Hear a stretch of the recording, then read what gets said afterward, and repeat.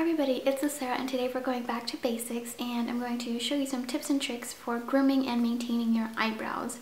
For me, doing my eyebrows is a fairly recent thing. I think I've been doing it for about the past year or so. In fact, if you look at some of my very first videos here with Spark Notes, I would never touch my eyebrows and just kind of skip over that part of the makeup process. But now I've kind of grown to like doing my eyebrows and I'm a big fan of the power brow. It's, for me personally, really easy to maintain and I really enjoy just having a really strong, fierce brow.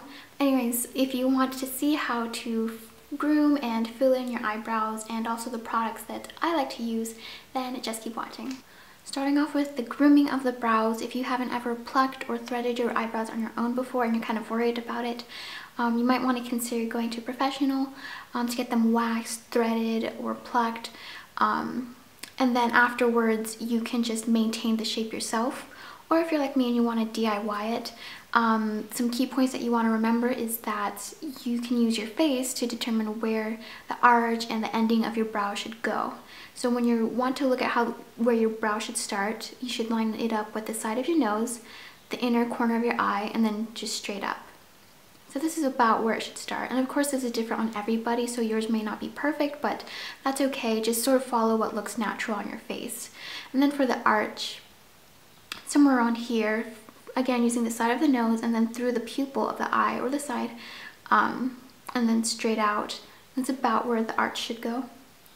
And then from the side of the nose to the side of the eye, that's about where your eyebrow should end. But again, that's all relative, so just go with the flow and whatever you feel looks best.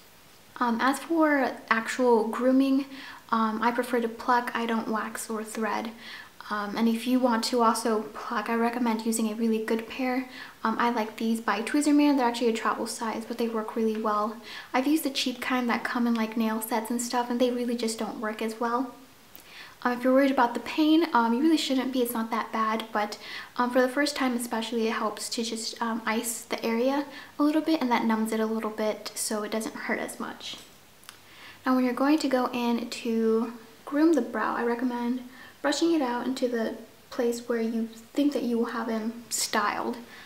And most of the shaping should come from under the brow, not above. You don't want to push your eyebrow down unless you really need to, or need to pluck out, you know, a couple of stray hairs.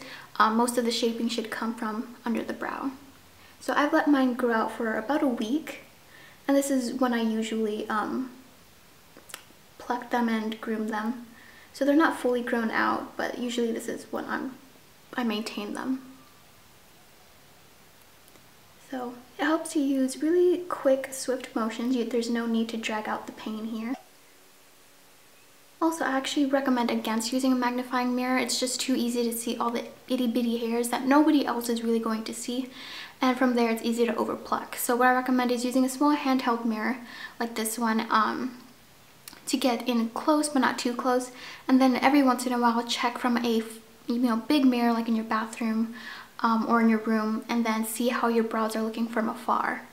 It's really easy to get caught up in all the little details when you don't need to.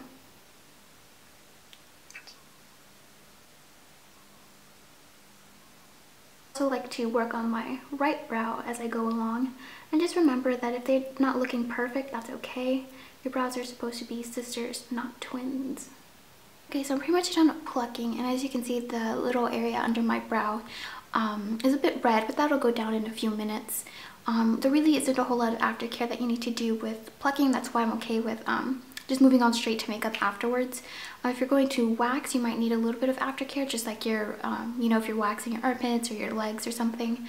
So, rubbing it with toner or something to get rid of the wax, and maybe a little bit of soothing gel like aloe vera or vitamin E gel to calm down any pain in that area. But from here, I'm going to move on to the actual filling in process. So I'm going to take my spoolie and just brush through them really quick one more time.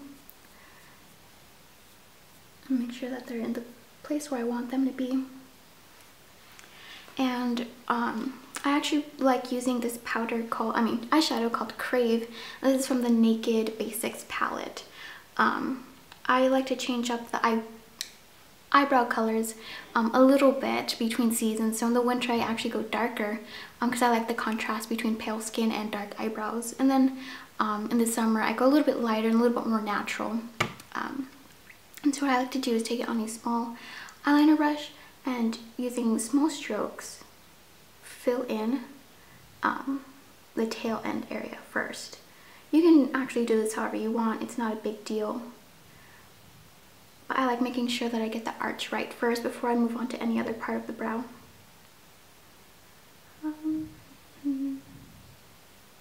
I've also tried eyebrow pencils and I'm not a big fan. I don't like the consistency and it's really easy to go overboard with it. Whereas with the eyeshadow, as long as you fill in a tiny bit, you can still see all your individual hairs so it looks more natural. But if you want to use a brow pencil, I also think that's a good solution. It's just not for me. And I'm going a little bit more gentle here near the front. I'm actually going to switch over to Faint, which is the second color from the top, just so that I can fill in the front area here and it's not as harsh. I like the harshness to be more towards the back end with the arch.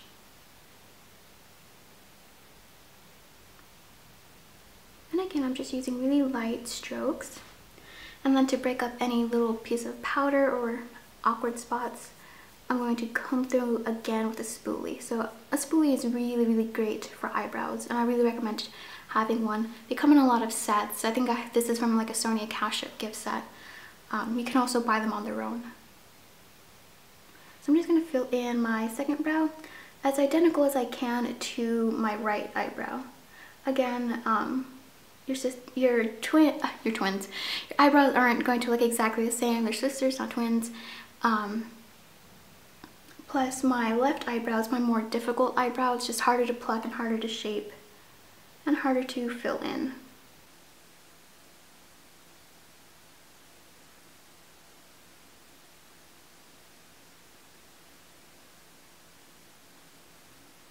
Okay, from here you can set your brows using a brow gel or clear mascara. I'm not a big fan of that. I don't like having crunchy brows for the most part, and I don't find that my brows are so unruly that they kind of come undone throughout the day.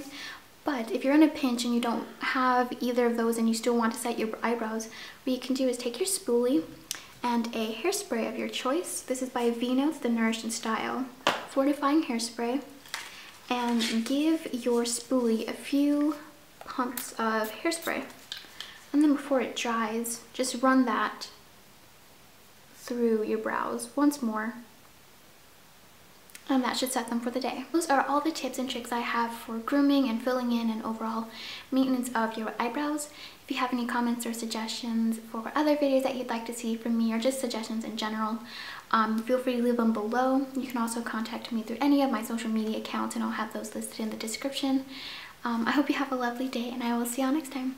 Bye!